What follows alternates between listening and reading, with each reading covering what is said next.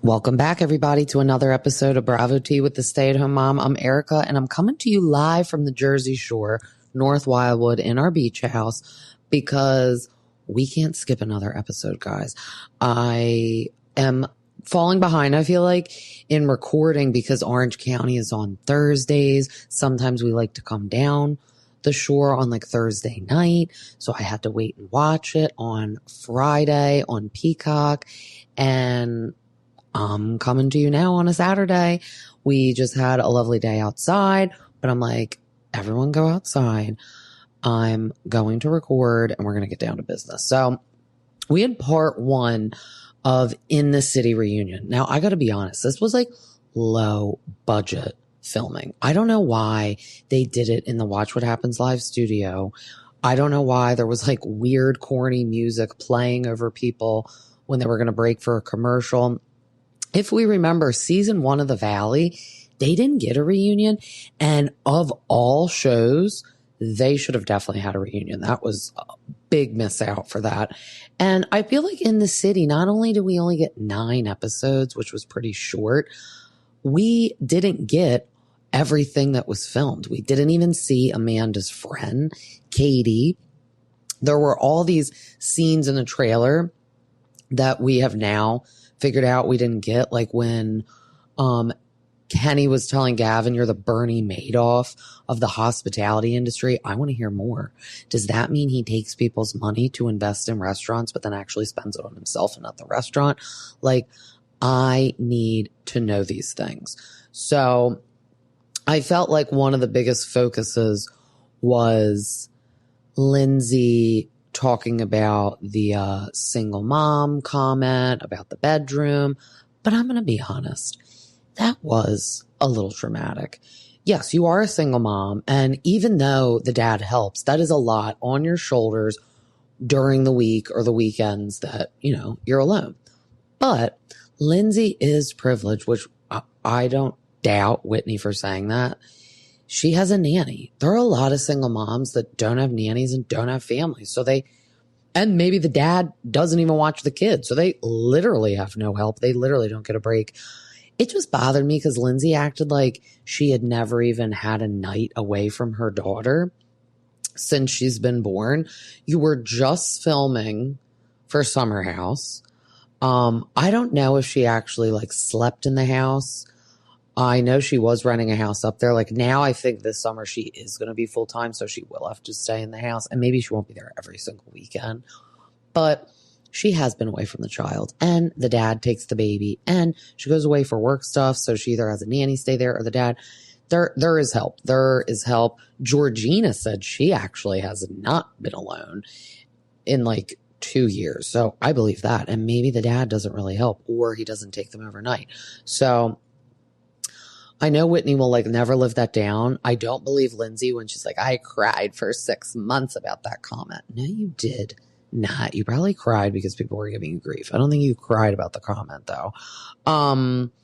Andrea was sitting there looking fly. Him and his wife are pregnant. Danielle is pregnant. And then Yvonne is pregnant. So since the reunion, Danielle has had the baby 10 weeks early. She's supposed to be due on Labor Day. It's like not even August yet. So that is crazy, but she's okay and the baby's okay.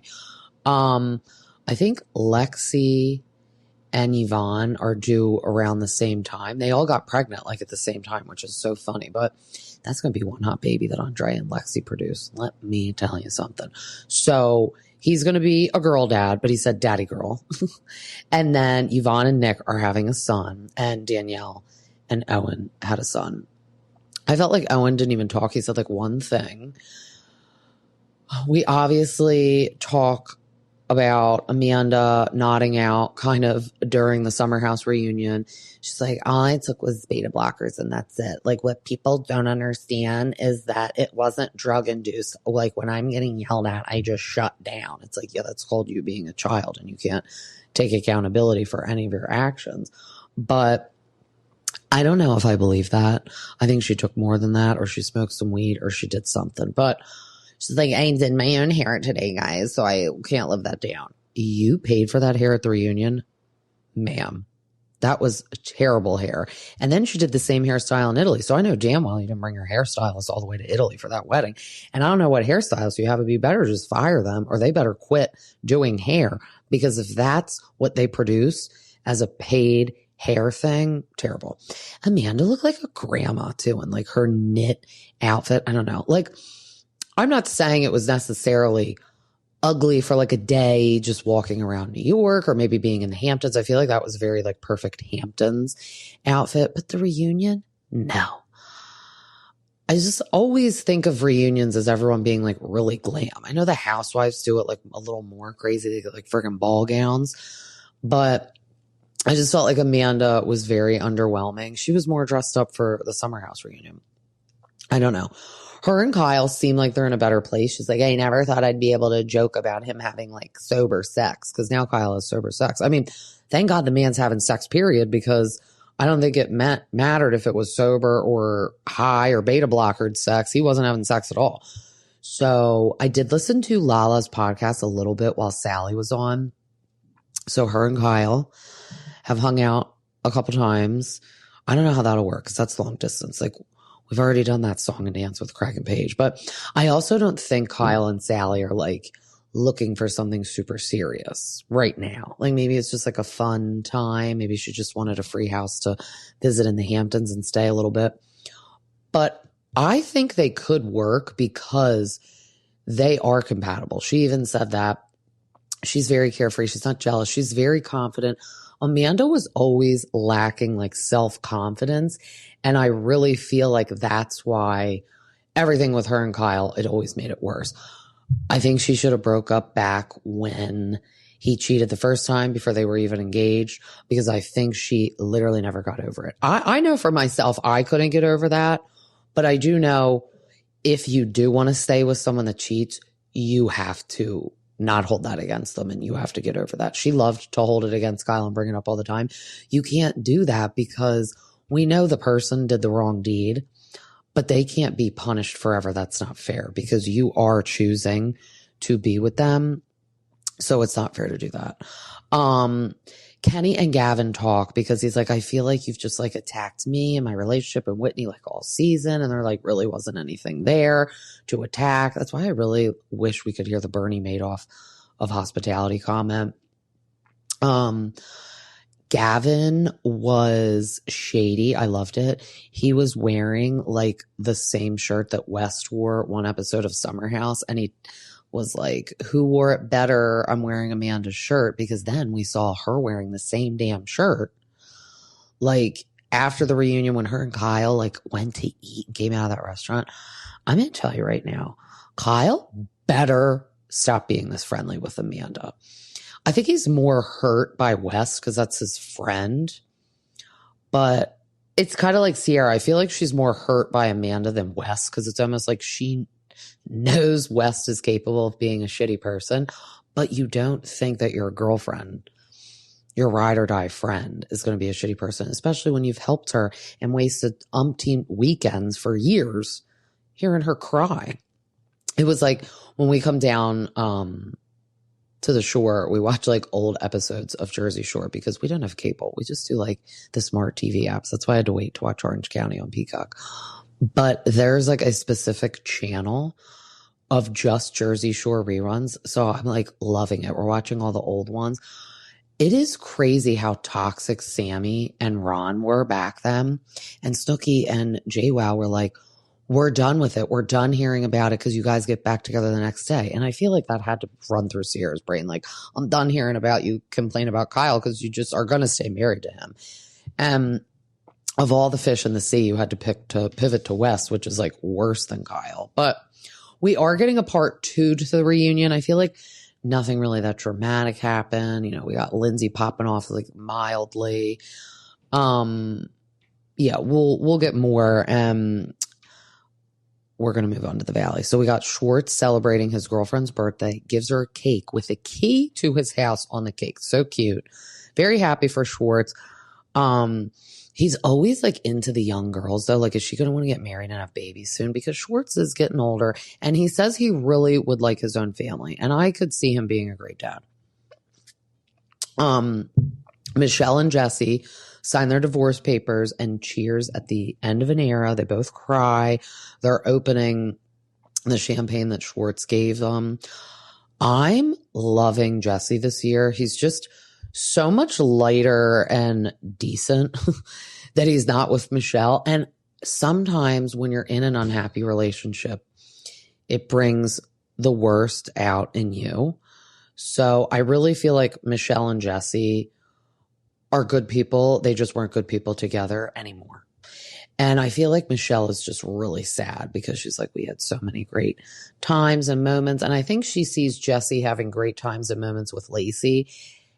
And in the back of her brain, especially because she's single at this juncture when they're filming the show, she is probably really sad that it didn't just work out between the two of them, because you never want to get divorced and share your child, raise her between two houses. It's obviously not what people plan to do, but I think they obviously made the smartest decision for them and Isabella. Jesse said he has a box in his garage filled with cards that he wants to show Isabella of like how much they did love each other and that she came from love. And I love that. That's why when Michelle was like all sad last year, when people were giving Brittany like more attention and more empathy for her going through her divorce with Jax, it's like, because I would pick going through a divorce with Jesse any day of the week over Jax. Like, he is a psycho. And now we have Jax hooking up with the publicist.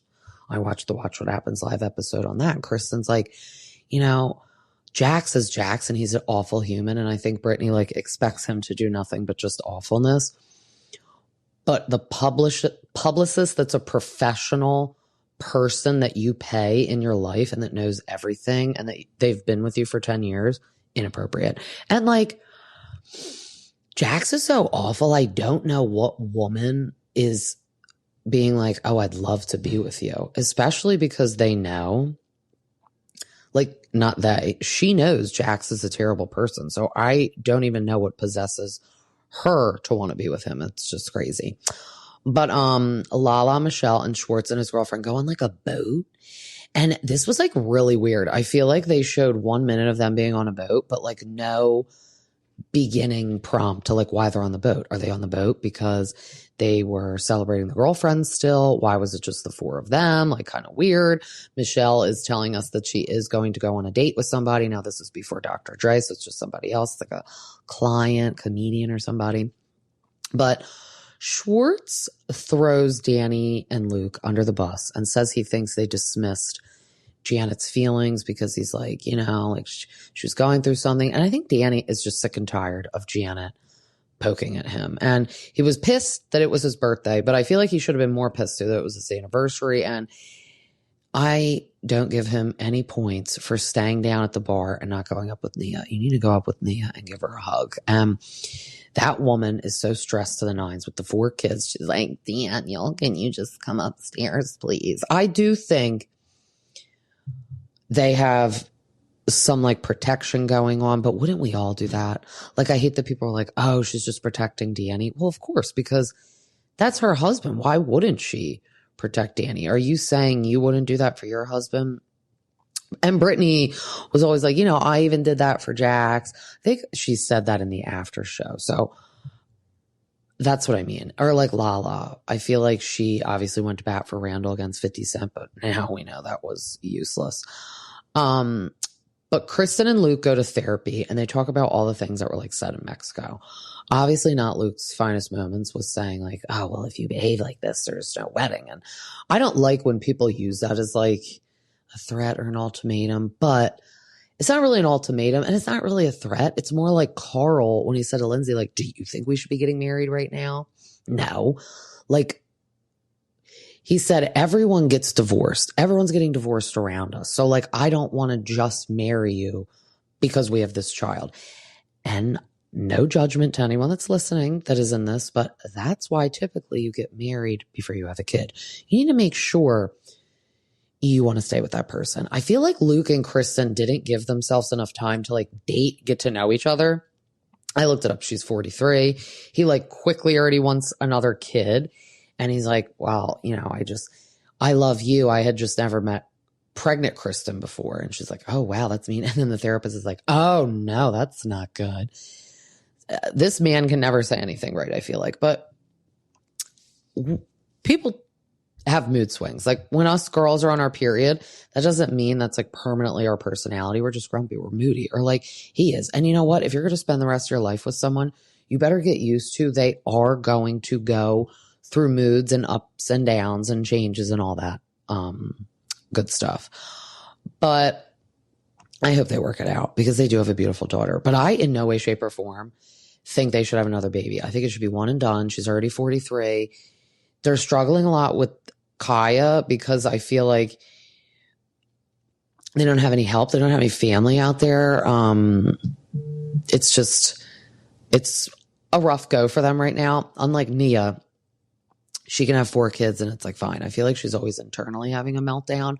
But obviously her and Danny, I guess, can manage having more than one kid better. And some people aren't cut out to have a million kids. Like I only have 2 because I'm an only child. I definitely wanted more than just one because I want my kids to have siblings and cousins and nieces and nephews and all that jazz because I, didn't have the niece and nephew thing for myself. And I knew I couldn't handle more than 2. I'm like, I don't want them to outnumber us. We have a dog. I mean, he's like the 3rd. So we have a son. We have 3 kids practically. One just has, 4 legs. But the girls minus Nia and Kristen all go to Chili's. And they are about to tear shit up at the Chili's. I think it's so funny because we really never see anyone on Bravo go to a chain restaurant. Am I right? Like back in the day on Vanderpump, they ordered Taco Bell before and they did order Domino's. And I was like, I will judge that. That's gross. I love pizza. I'm sure you could have done better than that. I'm just like, no, I don't like the Domino's. They probably gave it to them for free for advertisement, but I feel like we really never see them going to chain restaurants. So seeing them go into the Chili's and sit down and just consume all this fried food was pretty funny. And you know what wasn't a good advertisement for Chili's though? Zack going to the bathroom and shitting his pants. So he said he was peeing and he wanted to relieve himself from the other end. So obviously he meant like fart. And he's like, but I didn't know that what would happen next. And he's like, and I had to throw my underwear out. So he sharted. He thought he was just farting, but he shit because he's at the Chili's and they're eating all of this junk that's upsetting their stomach. Lala had her sobriety party at Chili's. So I know they went to like that fancy dinner the episode before and they were celebrating her sobriety. So maybe it was last year. Yes, it was the year before they did the sobriety party at Chili's because Shishi was there. I need Sheena to come on this show because I am tired of them giving Zack a hard time just because he does like Danny and Nia. It's getting on my nerves that like Brittany is turning her back on friends that were on the show before Lala. It's like, yeah, Zack, like why are you always defending them? And then it's like, please shut up, Brittany. Why were you always defending Jax? It's just like, please be quiet. They just like talk about the same thing every episode. So I'm not necessarily saying the things that they're bringing up are wrong, but I'm just like tired of hearing it every episode. It's just getting on my nerves. And Brittany better not turn her back on Zack or Kristen, because I'm going to tell you what right now. Zack has been her best friend for 18 years from Kentucky, so before TV. And Kristen was Brittany's friend right away when Jax brought her into the group, and they go way back. You met Janet years ago as a fangirl stalking out Sheena Shea. So I don't want you to ditch the real friends and real people. And I feel like Lala talks to people when she's on a show with them and needs to. Like, if Sheena was on the Valley, she would have never let that blow out of proportion. She would have apologized to Sheena and sucked it up. But she's like, she made the comment when she was on Watch What Happens Live. Like, was that like a month ago? She's like, I mean, I'm here and Sheena's over there, like blogging about Bravo. I'm on Bravo. So Lala thinks she's so cool because she's on Bravo and Sheena's not. But I'm like, Sheena probably could step back on this show anytime she wants. And I bet now that they know the feud of Lala and Sheena, they want Sheena to step on the scene. She was just in Jasmine's wedding. So I think it would be more normal that she was on the cast opposed to like Lala and Schwartz. Lala is friends with like Michelle and Janet and like Brittany. That's it. Literally, that's it. Brittany does a photo shoot and Kristen and Lala come to watch. So she's doing like her mommy makeover, feeling sexy in her wardrobe, loving all these outfits on her that they do. And they talk about after the photo shoot in like the dressing room. They asked Kristen, like, could you ever see yourself being friends with Janet again? And she's like, no, because she doesn't make people feel good. She's like, I don't trust her. I just don't like her. She said she's just getting tired of everyone like forcing her to like Janet and just kind of forcing the relationship on her. Cause I agree. She doesn't have to like Janet. And I agree that Brittany and Lala feel like Zack wants to be Janet's friend, but her and Nia like prevent it from happening. But then Kristen hits us with, oh my God, no, Zack doesn't want to be friends with Janet. And he's like, oh my God, why do I have to be here? And then they were like, even Lacey gets along with Janet. They're trying to like make Kristen feel bad. Like, you're the only one. And she's like, no. Let me tell you, Zack doesn't want to be friends with her. And Lacey is calling me when she's walking in the Chili's being like, oh my God, I can't believe I have to be here with Janet. So I love this. And they're like, oh, we don't like that. That's like mean and blah, blah, blah. But nobody likes Janet.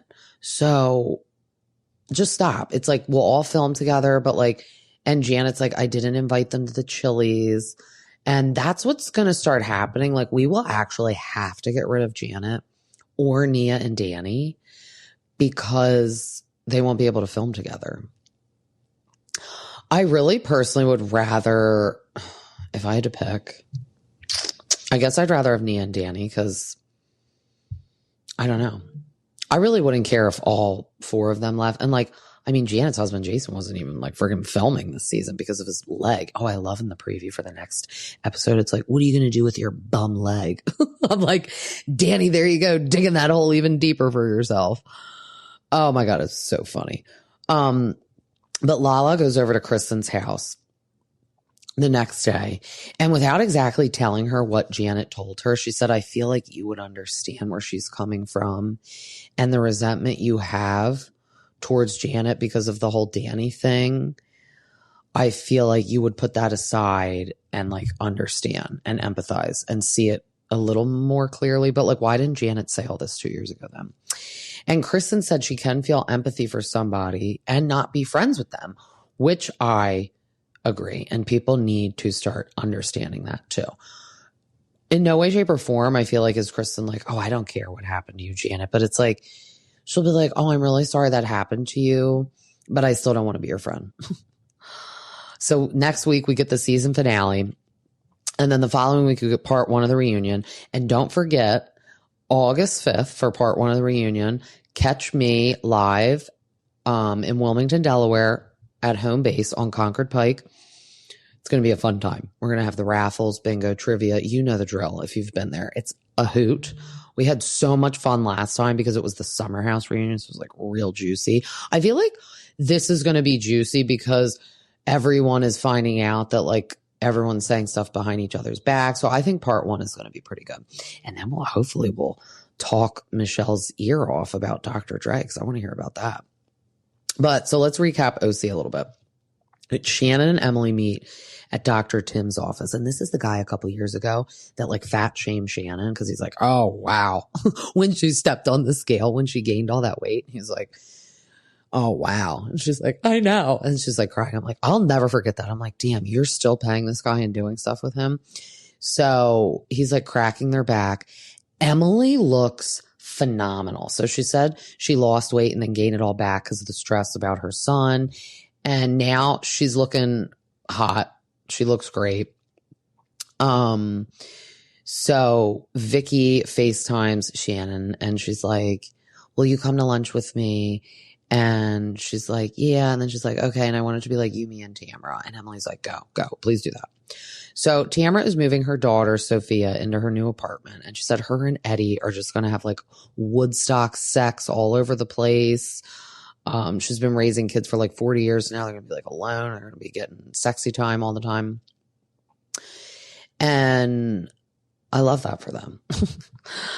Jenn and Ryan go into this like weird looking Zen plant store. Jenn talks about her son getting the speeding ticket and like what's going on with him. And like, is this like a cry for help? And Ryan says that he really thinks the dad needs to step up. And she said, I don't think it's getting a speeding ticket because their dad isn't involved. And Ryan disagrees.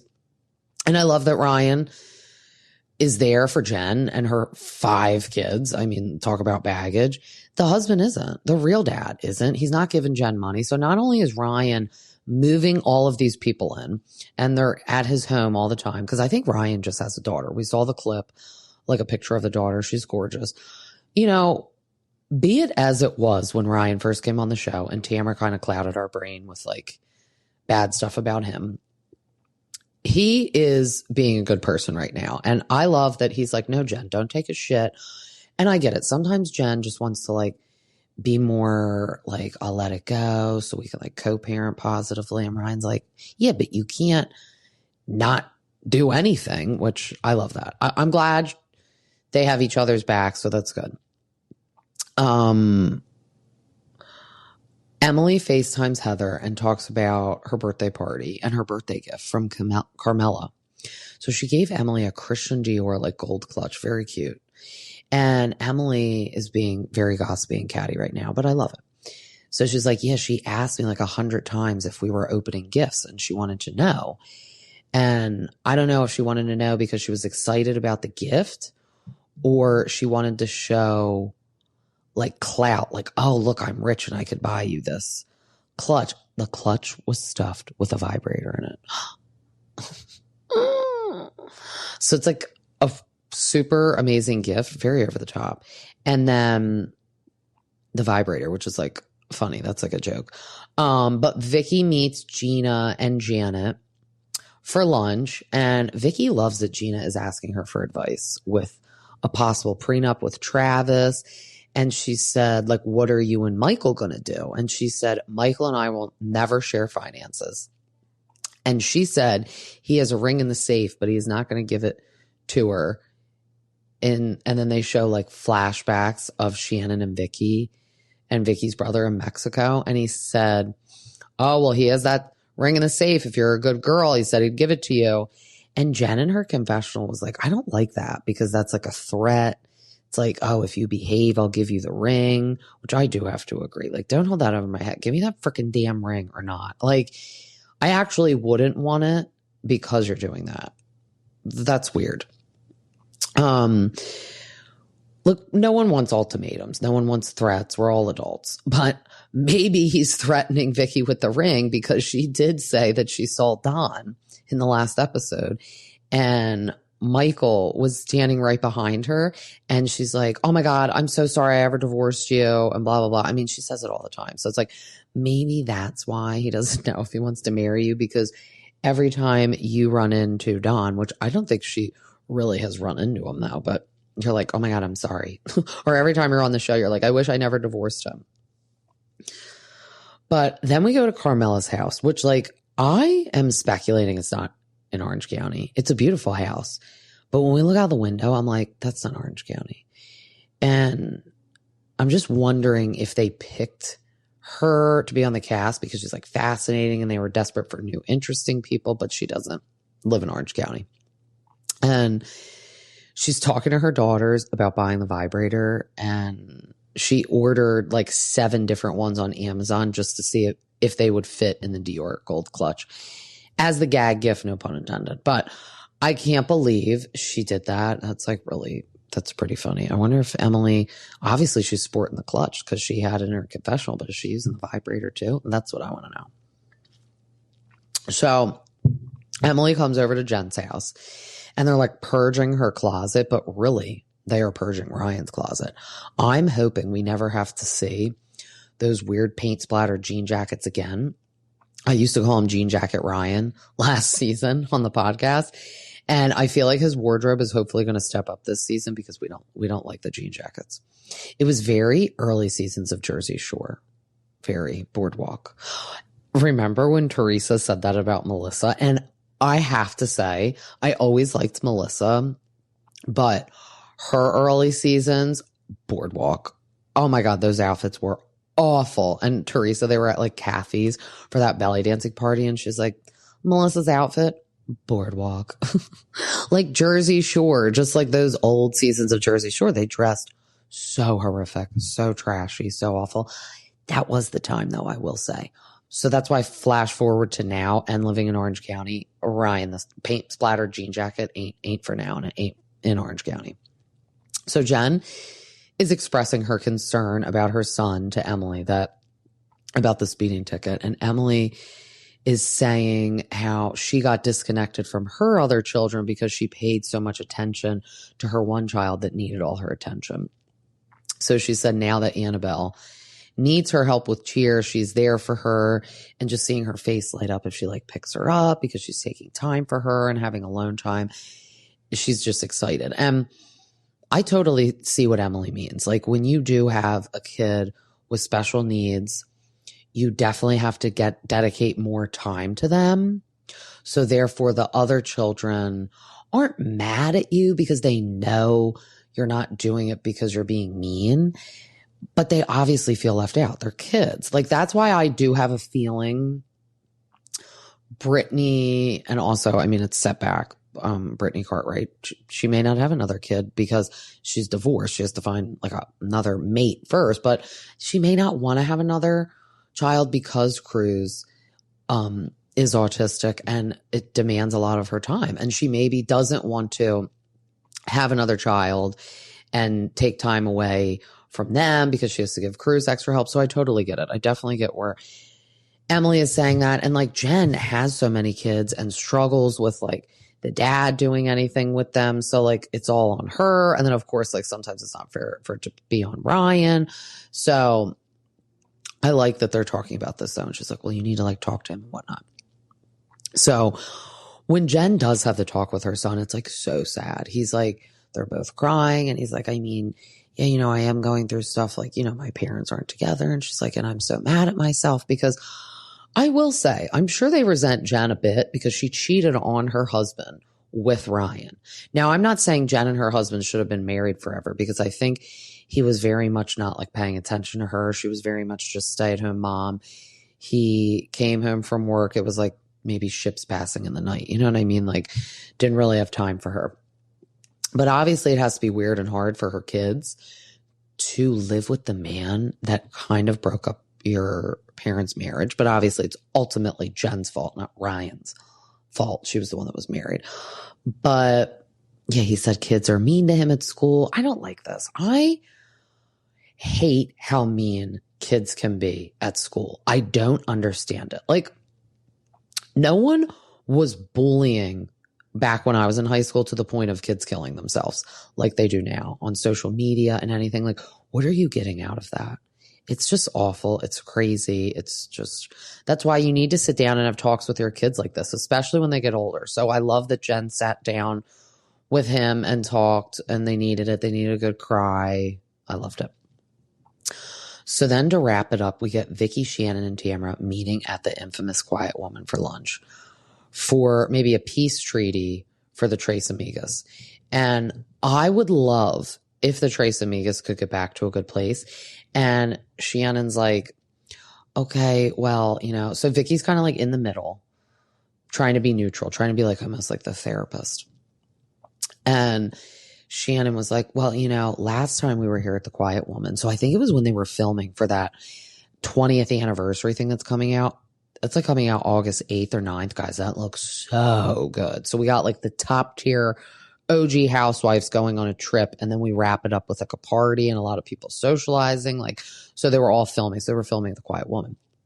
Tamra and Shannon got into it, and Tamra was like, you can't keep a man and you're broke and you're drunk. And it's just like, she gets so nasty and hits below the belt. And then the next day she wants to know why you won't forgive her, because sometimes we can forgive, but we can't forget.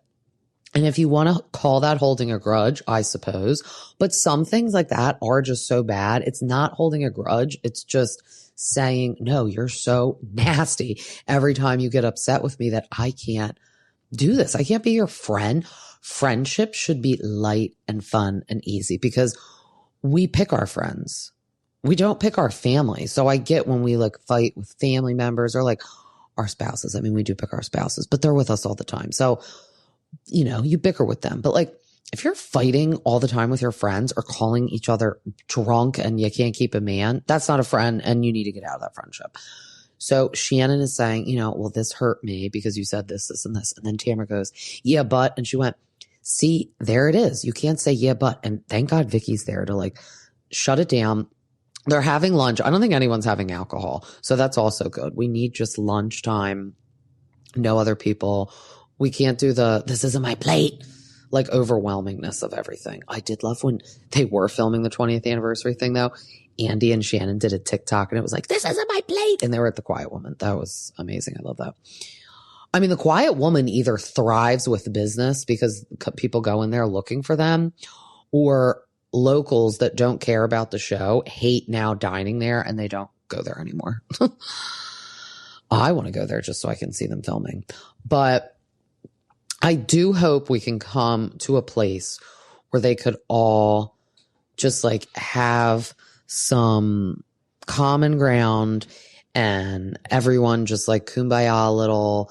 Will they be able to whoop it up like they did back in the day? I don't know, but I do hope they do, especially because I want Vicki to be on the show. I don't want her to have to pick and choose between Tamra and Shannon because she has known Tamra longer, but I don't think Vicki and Shannon have ever had a falling out. And Vicki has had a falling out a couple times with Tamra because she does this. She gets nasty. She gets mean. And Vicki's like, I got to take a break. I'm not getting paid to have conflict and resolution with you. So I'm taking a break from you. But as always, this was so fun. You can find me at Bravo T with the Stay-at-Home Mom on TikTok, Instagram, Spotify, Apple, everywhere you get your podcast. Guys, make sure to like and subscribe to the show. It helps me out. I love to interact with you guys. I love when you guys leave comments. I love a good rating. Give me a good 5-star rating.